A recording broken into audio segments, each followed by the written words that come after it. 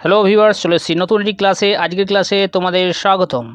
আসন্ন ডব্লিউবিপিএসসির clerkship, miscellaneous, West Bengal police constable বিভিন্ন পরীক্ষায় জেনারেল স্টাডিজ থেকে যেমন প্রশ্ন আসে, আমার ঠিক চ্যানেলটি ঠিক সেরকমই ভিডিও বানানো হয়। বর্তমানে ভোটের পরিপ্রেক্ষিতে হয়তো পরীক্ষাগুলি অনেকটাই পিছিয়ে যাবে, তা বলে তোমাদের প্রস্তুতিতে অবহেলা করলে চলবে না। যদি তোমরা প্রস্তুতি থেকে দূরে সরে যাও, অর্থাৎ এই ছুটির টাইম বা এই ফাঁকা সময়ে যদি তোমরা অবহেলা করো, তাহলে তোমাদের যে প্রস্তুতি হবে সেটা ধিমে তালে হয়ে যাবে। অর্থাৎ আগের যে প্রস্তুতি এবং বর্তমানে ঝিরে তাল হলে আগেরগুলো সব ভুলে যাবে। অর্থাৎ নিজেকে একটি প্রস্তুতির মধ্যে, রানিং পরিস্থিতির মধ্যে বা প্রস্তুতির মধ্যে রাখতে হলে বা থাকতে হলে অবশ্যই প্রতিদিন অন্তত নিয়ম করে যেটুকু সময় তুমি বরাদ্দ করে পড়াশোনার জন্য অবশ্যই সেইটুকু করো। ন্যূনতম হলেও কিছু করো, 1 ঘন্টা হলেও করো। কারণ পড়াশোনা থেকে সম্পূর্ণ আলাদা করে নিলাম, আবার পরীক্ষার যেই শুরু হবে বা অ্যাডমিট কার্ড বেরোবে সেই সময় আবার পরীক্ষার জন্য নিজেকে ঝাঁপিয়ে দিলাম, 100% দিয়ে দিলাম, সেক্ষেত্রে হবে না। সেক্ষেত্রে তুমি অন্যদের থেকে অনেকটাই পিছিয়ে পড়বে। কারণ যে সময় তুমি ফাঁকা টাইম ছুটি কাটাবে, মোবাইল ঘাঁটবে, সেই সময় অন্যজন প্রস্তুতি করে তোমার থেকে আগে বেরিয়ে যাবে। অতএব তোমাকে ঠিকভাবে প্রস্তুতি নিতে হলে, ঠিকভাবে পরীক্ষায় কোয়ালিফাই করতে হলে নিজেকে প্রতিনিয়ত একটি প্রস্তুতির মধ্যে রেখে যেতে হবে। তাই দিনে অন্তত যদি যারা কাজ করো তারা সকালে 1 ঘন্টা, বিকেলে 1 ঘন্টা, অথবা সকালে 1 ঘন্টা না হলেও বিকেলে অন্তত হচ্ছে কি 1 থেকে 1.5 ঘন্টা পড়ার মধ্যে রাখো। হয় অঙ্ক প্র্যাকটিস করো, নয় জেনারেল নলেজ পড়ো বা জিকে পড়ো, কিছু না কিছু একটা পড়ো, নিজেকে একটা পড়াশোনার বাতাবরণের মধ্যে রাখো। তাহলেই তোমার প্রস্তুতি ঠিক জায়গায় যাবে। আর একদিন তুমি হচ্ছে সফলতা অর্জন করবেই। আর খাপছাড়া পরীক্ষা হলে বা প্রস্তুতি নিলে সেই প্রস্তুতির কোনো দাম হয় না, কারণ সেই প্রস্তুতি অনেকটাই সফলতা থেকে অনেকটাই দূরে সরিয়ে নিয়ে যায়। তো যাই হোক, কথা অনেক হলো। আমি কথাটা কতটা বোঝাতে পারলাম জানি না। যদি একটু বুঝে থাকো, তোমাদের উপকারে লাগে, তাহলেই অবশ্যই হচ্ছে কিনা যে আমি নিজেকে ধন্য মনে করব। যাই হোক, আজকের ক্লাসের বিষয় হলো জীবনবিজ্ঞান। জীবনবিজ্ঞানের বিভিন্ন চ্যাপ্টার থেকে কয়েকটি প্রশ্ন নিয়ে আজকের এই প্র্যাকটিস সেট। তোমরা এই প্র্যাকটিস সেটটি দেখো, অ্যান্সার করার চেষ্টা করো, দেখো তোমরা কতগুলো অ্যান্সার করতে পারছো। এই নয় যে এই অ্যান্সার সেট বা এই প্র্যাকটিস সেটে তুমি ভালো করলেই তুমি পরীক্ষায় ভালো হবে, এরকম নয়। তো এরকম একটা এই প্রশ্নে বা প্র্যাকটিস সেটের মাধ্যমে তোমার একটা প্রশ্নের ধারণা জন্মাবে, যা থেকে তুমি অন্যান্য সময় পড়তে সাহায্য করবে বা তোমার প্রস্তুতিতে সাহায্য করবে। আমি একটি অ্যাসপিরেন্ট ছিলাম, বর্তমানে চাকরি করি। তো তোমরা হচ্ছে কিনা যে এই অ্যাসপিরেন্টস কীভাবে নিজেকে প্রস্তুতি রাখলে, কীভাবে নিজেকে একটা পর্যায়ক্রমিক প্রস্তুতির মধ্যে রাখলে নিজেকে উন্নত করা যায়, নিজেকে আরও ডেভেলপ করা যায়, সেই তোমাকে টিপস দিচ্ছি। বা আমার কথাটা কতটুকু তোমাদের কাজে লাগবে জানি না, যদি একটু কাজে লাগে নিজেকে আমি ধন্য মনে করব। তো যাই হোক, আজকের ক্লাসের বিষয় হলো জীবনবিজ্ঞান।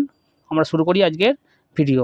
আমাদের প্রথম প্রশ্ন হলো, পরিপাকের পর প্রোটিন কিসে রূপান্তরিত হয়?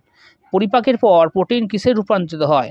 Option A fat, option B glucose, option C amino acid, option D sucrose. এক্ষেত্রে সঠিক উত্তরটি হবে অপশান সি অ্যামাইনো অ্যাসিড। অর্থাৎ পরিপাকের পর প্রোটিন কিসে পরিণত হয়? অ্যামাইনো অ্যাসিডে। অর্থাৎ এইখান থেকে তোমার এক ধারণা করে নিতে হবে যে এরকম যদি প্রশ্ন এসে থাকে, গ্লুকোজ কিসে পরিণত হয়, ল্যাকটোজ থেকে কিসে পরিণত হয়, অথবা আমাদের পরিপাকের যে জীবনবিজ্ঞান ক্লাস 10-এর পরিপাক ও পুষ্টির যে চ্যাপ্টারটা আছে, সেখান থেকে তোমরা অবশ্যই একবার পাতা উল্টে দেখে নেবে যে কেমন কী থেকে কী পরিণত হয়, প্রোটিনকে পরিপাক করতে গেলে কোন উৎসেচক কাজে লাগে, এই সকল উৎসেচকের নাম বা কিসে পরিণত হয় তোমরা অবশ্যই একবার দেখে নেবে। তাহলে এই বিষয়টা হচ্ছে তোমাদের করায়ত্ত হয়ে যাবে। বা ফ্যাটের ক্যালোরি কত, বা প্রোটিনের ক্যালোরি কত, বা গ্লুকোজের রাসায়নিক সংকেত কী, এই প্রশ্নগুলি তাহলে হচ্ছে অতএব বোঝা যাচ্ছে একটি প্র্যাকটিস সেটের মাধ্যমে তুমি কোন চ্যাপ্টার থেকে কী প্রশ্ন পড়তে হবে সেই ধারণা তৈরি হয়। এই নয় যে এই প্রশ্নগুলি পরীক্ষা আসতে পারে, এরকম কেউ কোনোদিন কনফিডেন্টলি কেউ বলতে পারে না, আমিও বলতে পারি না। তাই তোমাদের বারবার একটা কথাই ধারণা মাথায় ঢোকানোর চেষ্টা করছি যে এরকম প্রশ্ন কোন চ্যাপ্টার থেকে কী ধরনের প্রশ্ন আসে, সেই প্রশ্নের ধরন দেখে প্রস্তুতি নাও। এলোমেলো অনেক পড়ে গেলাম, পরীক্ষা হলে কিছু আসছে না, সেই হলে তাহলে তোমার কোনোদিন সফলতা আসবে না। প্রস্তুতি হবে স্মার্ট ওয়েতে। চলে যাচ্ছে আমাদের পরবর্তী প্রশ্নে। রক্ত হলো এক প্রকার, রক্ত হলো এক প্রকার, আমরা জানি রক্ত হলো এক প্রকার তরল যোগ করলে, রক্তকে তরল যোগ করলে বলা হয়। যাক, রক্ত হলো কি এক প্রকার কোষ, একটি টিস্যু, একটি অঙ্গ, না কোনোটিই নয়? তো রক্ত হলো এক প্রকার, এক্ষেত্রে সঠিক উত্তরই হবে টিস্যু, অর্থাৎ রক্ত এক প্রকার কোষ, তো রক্তকে তরল কলা কোষ বলা হয়, তাই তো? তাদের রক্ত হলো এক প্রকার টিস্যু। চলে আসছে আমাদের পরবর্তী প্রশ্নে। ব্লাড গ্রুপ কে আবিষ্কার করেন? ব্লাড গ্রুপ কে আবিষ্কার করেন? এক্ষেত্রে এই অপশানগুলি হলো Pavlov, Alexander Fleming, William Harvey, Landsteiner. Blood group, মানুষের যে ব্লাড গ্রুপ সেটি কে আবিষ্কার করেছিলেন? এক্ষেত্রে সঠিক উত্তরই হবে option D, Landsteiner. Landsteiner blood group আবিষ্কার করেছিলেন। আচ্ছা, আমরা এইখান থেকে ব্লাড গ্রুপ থেকে কি প্রশ্ন আসতে পারে? ব্লাড গ্রুপ কয় প্রকার, কোনটিতে সার্বজনীন দাতা, কোনটিকে সার্বজনীন গ্রহীতা বলা হয়, কোনটির মধ্যে অ্যান্টি ইনক্লুশন নেই, ইত্যাদি প্রশ্ন আসে। অর্থাৎ হচ্ছে কিনা তোমাকে এই প্রশ্ন থেকে অনুমান করে নিতে হবে কী কী প্রশ্ন এখান থেকে আসতে হতে পারে, তাই সেই চ্যাপ্টারগুলো আরেকবার তোমাকে দেখে নিতে হবে, অর্থাৎ নিজেকে একটি ধারাবাহিক প্রস্তুতির মধ্যে রাখতে হবে। চলে যাচ্ছে আমাদের পরবর্তী প্রশ্নে। বীজ নিষিক্ত না করেই ফল পাওয়ার কৌশলকে কি বলা হয়? পার্থেনোজেনেসিস, পার্থেনোকার্পি, অটোগ্যামি, না স্পেরোগ্যামি? এক্ষেত্রে সঠিক উত্তরটা বীজ নিষিক্ত না করেই ফল পাওয়ার কৌশলকে বলা হয় থেকে পার্থেনোকার্পি, পার্থেনোকার্পি বলা হয়। অর্থাৎ বলো তো, কাঁচা ফলকে পাকাতে কোন গ্যাস বা কোন জিনিসটি ব্যবহার করা হয়, কোন রাসায়নিক পদার্থটি, যার ফলকে কাঁচা ফলকে পাকাতে ব্যবহার করা হয়? যদি তোমরা উত্তর জেনে থাকো অবশ্যই কমেন্টে জানিও। চলে আসছে আমাদের পরবর্তী প্রশ্নে। ফ্লোয়েমের কাজ কি? ফ্লোয়েমের প্রধান কাজ কি? অপশান এ জল পরিবহন করা, অপশান বি খাদ্য পরিবহন করা, অপশান সি শক্তি যোগানো, অপশান ডি ও বি উভয়ই। ফ্লোয়েমের প্রধান কাজ কি? এক্ষেত্রে সঠিক উত্তর হিসাবে অপশান বি খাদ্য পরিবহন করা। ফ্লোয়েমের প্রধান কাজ হলো খাদ্য পরিবহন করা। মাটি থেকে জল যখন উদ্ভিদের কাণ্ডে বা পাতায় পৌঁছায় সেটির কাজ হচ্ছে জাইলেমের কাজ। জাইলেম যে তন্তু হয় উদ্ভিদের, সেটা নিচ থেকে উপর দিকে নিয়ে যায় জলকে, এবং পাতায় প্রস্তুতি যে খাদ্য হয় সেই খাদ্যকে বিভিন্ন অঙ্গে প্রেরণ করার এর কাজ হলো ফ্লোয়েম করার কাজ।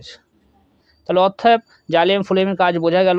এবং জাইলেম ও ফ্লোয়েমের 4টি করে ভাগ আছে, সেই ভাগটি অবশ্যই বইটা দেখে পড়ে নাও, এবং এর মধ্যে কোনটি সজীব কোনটি নির্জীব, এরকম প্রশ্ন আসে যে এই জাইলেম কণার মধ্যে কোনটি সজীব কোনটি নির্জীব।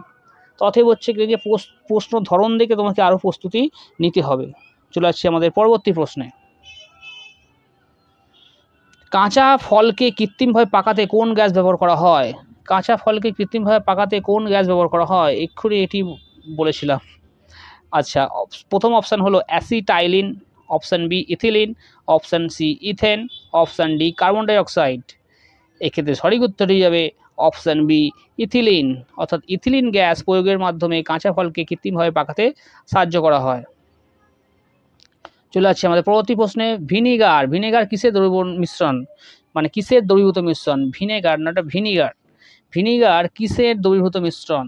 Option A formaldehyde, option B formic acid, option C ethanol, option D acetic acid. Vinegar কিসের দ্রবীভূত মিশ্রণ? এক্ষেত্রে সঠিক উত্তরই হবে অপশান ডি অ্যাসিটিক অ্যাসিড, অর্থাৎ ভিনেগার হলো অ্যাসিটিক অ্যাসিডের একটি দ্রবীভূত মিশ্রণ।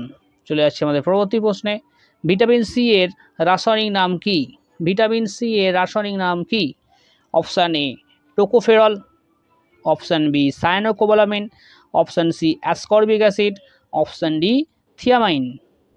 এক্ষেত্রে সঠিক উত্তর হিসেবে ভিটামিন সি এর রাসায়নিক নাম হলো অপশান সি অ্যাসকর্বিক অ্যাসিড। অর্থাৎ এই প্রশ্ন থেকে তোমাদের কি মনে হলো যে ভিটামিন এ থেকে কে পর্যন্ত যতগুলো ভিটামিন নাম আছে আমরা পেয়ে থাকি সবগুলোর একবার রাসায়নিক নাম অবশ্যই তোমরা পড়ে নাও, এবং হচ্ছে কোন উৎসগুলো একবার দেখে নেবে। তাহলে এই ক্ষেত্রে কি হলো, তোমাদের প্রস্তুতি একবার ঝালাই হয়ে গেল, একবার রিভাইজ হয়ে গেল। জানি তোমরা পড়েছো, জানো, মাথায় আছে, কিন্তু পরীক্ষার হলে ঠিক একটা অপশানগুলো এমন গায়ে গায়ে থাকে যে কি হয়, কোনো একটা প্রশ্ন যেগুলো হচ্ছে কিনা যে কোনটি হবে, বি হবে না সি হবে, এরকম একটা কনফিউশনের মধ্যে পড়ে যাই।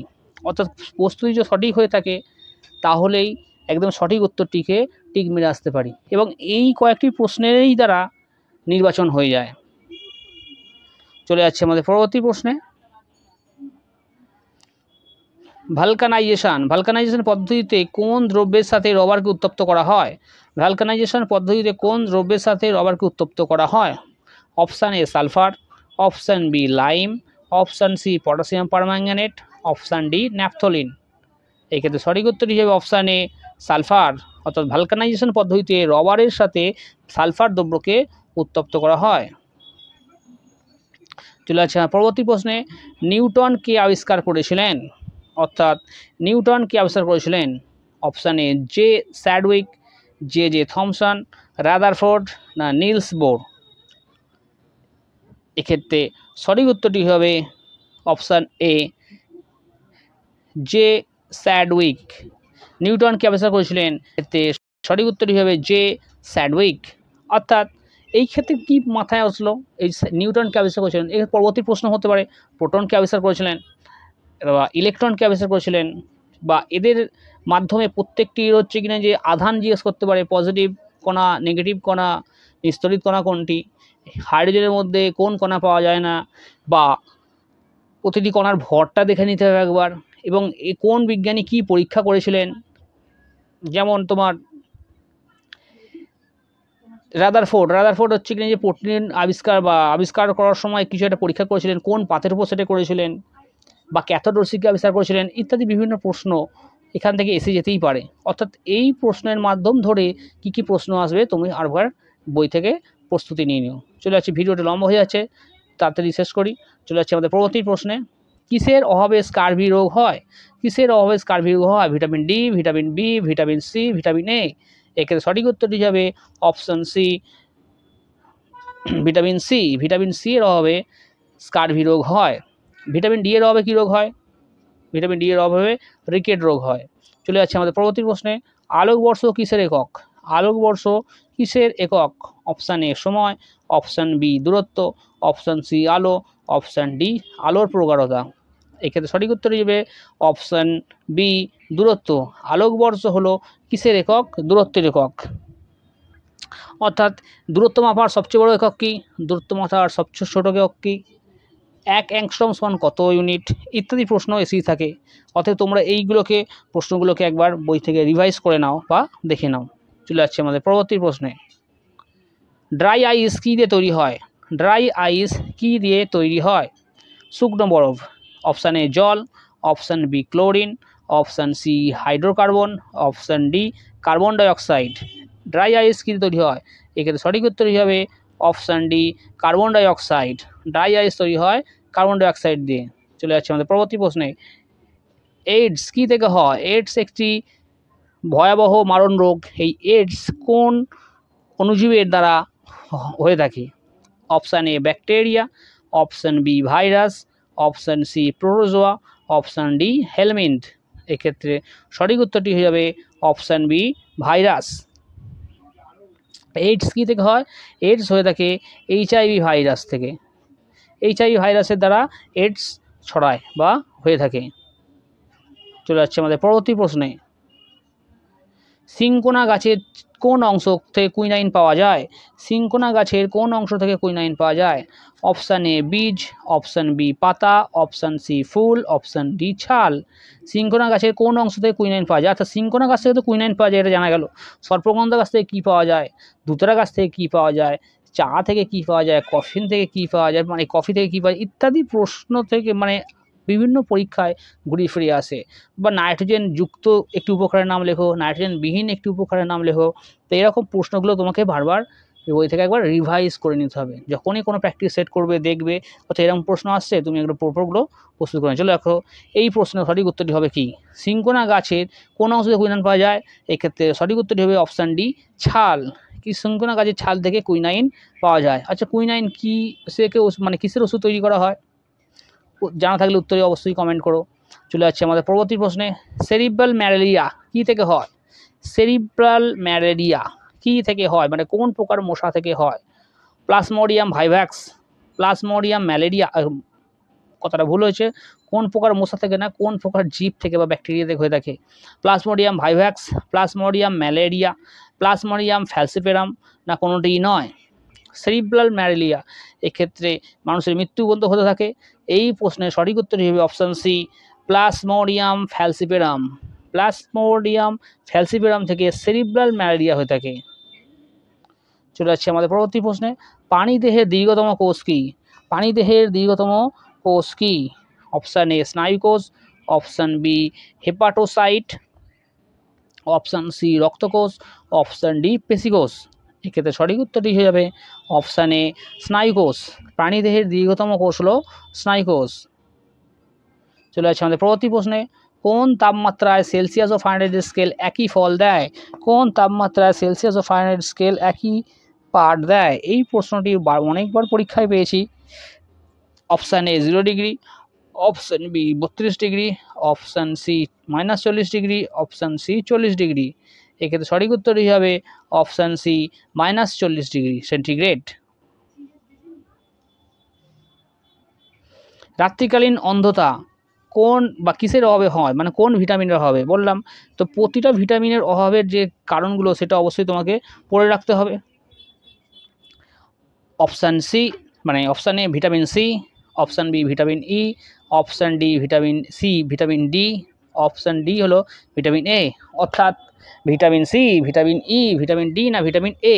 রাত্রিকালীন অন্ধতা অর্থাৎ যাকে আমরা রাতকানার রোগ বলে থাকি, রাতকানা রোগ বলে জানি, এক্ষেত্রে সঠিক উত্তরটি হবে option A option D vitamin এর অভাবে।